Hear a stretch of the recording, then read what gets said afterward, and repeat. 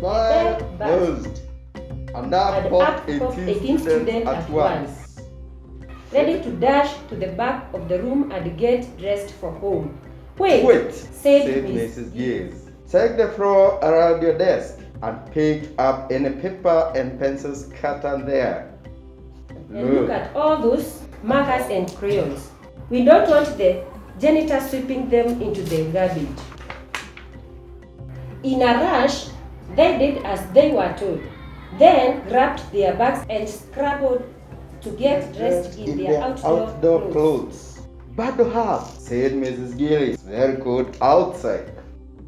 As the children lined up to go, wait for their big yellow school bus, said a special goodbye to Miss Giles. It was her last day. She would soon be off on a big adventure. I hope you see an elephant, said Brody. I want to see a giraffe, said Eva. Be careful of the lions, warned Claire and Mary, both at once. Miss Giles couldn't wait. Here she was on Prince Edward Island on the east coast of Canada, and tomorrow she would be off to Kenya on the east coast of Africa. 6 whole weeks doing what she loved most, teaching children. She quickly cleaned the white boards and did a final check of the classroom, noticing neat rows of desks, overcrowded bookshelves, and colorful bulletin boards. Then, because no one was looking, she gave a little skip and a hope as she closed the window, turned off the lights, and left. Jambo, Kenya, here I come. The very next day, she was at a little airport, boarding a little plane. The first of 3 airplanes she needed to go to Kenya. In just 1 hour, it took her a bigger airport with a bigger plane that flew her across the Atlantic Ocean to London, England. And that plane flew her over Europe and halfway across Africa. Once she was over the Sahara Desert, she knew she was getting close to the equator. I'm actually going to be at the equator. I am going halfway around the world. Finally, the big plane landed in Nairobi, Kenya. She felt the warm air on her face.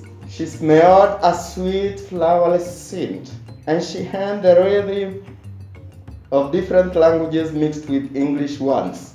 Karibu, welcome to Kenya. Barigani, how are you?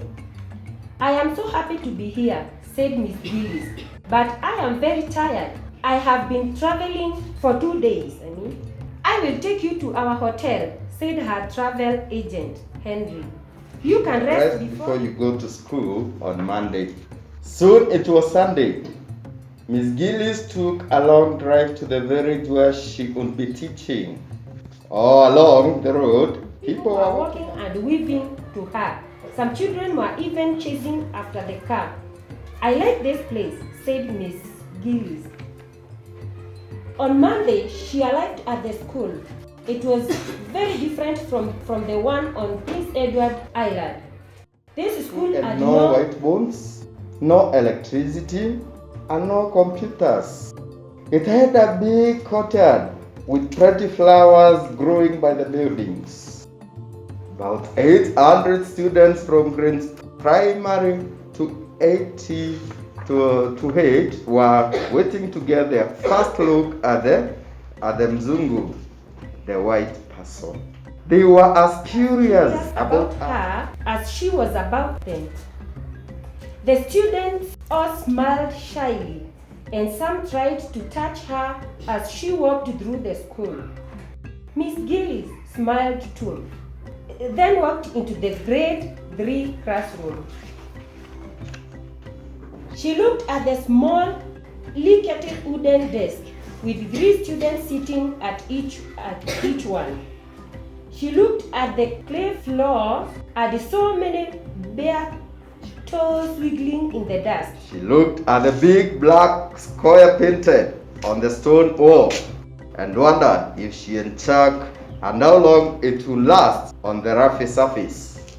She looked at the row of jugs leaving the floor at the back of the room and marveled that the children carried water from home to use at school.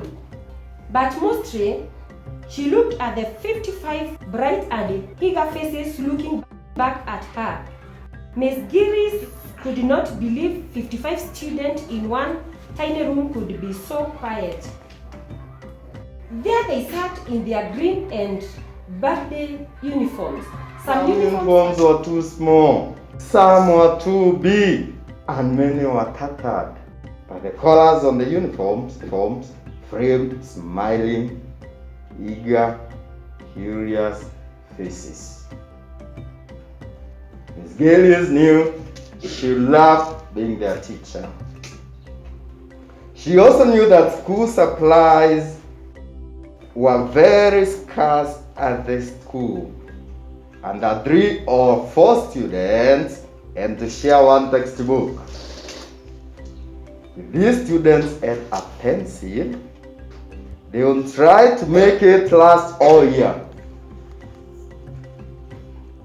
She could not wait to give them the gift from her friends in Prince Edward Island. She reached into her gift bag and pulled out crayons, small boxes of 8 bright colors, one whole box for each student. As she passed them out, the room became changed with excitement. The students looked at the bright colors. They sniffed the new crayon smell. They sighed as the crayons glided smoothly across the page when they began to draw. Miss Gillis had never felt so happy. It was better than her best Christmas ever. Then she saw it and she heard it. Crack, crack, crack. Children at the back of the room were very deliberately breaking their new crayons into 3 pieces. Crack, crack. Stop! Cried Miss Gillis. Don't do that. Why are you breaking your new crayons? A student replied excitedly. Please, miss. We don't need a whole crayon.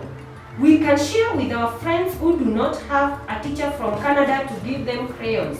Our little brothers and sisters at home can have some too. The whole room filled with the sound of children breaking their crayons to share with the rest of the school and their families. Miss Gillis smiled. I came to Kenya to teach, she thought, but I think I am the one who has a lot to learn. When Miss Gillis went back to Canada, it was not the long flight that she told everyone about. It was not having a picture taken at the equator.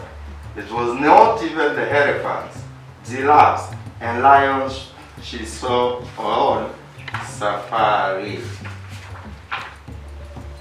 A very favorite story to tell was about how our wonderful students and their broken crayons. That's the end of the story, and I think you found it being very much interested. Did you like the story? Yes. Is it interesting?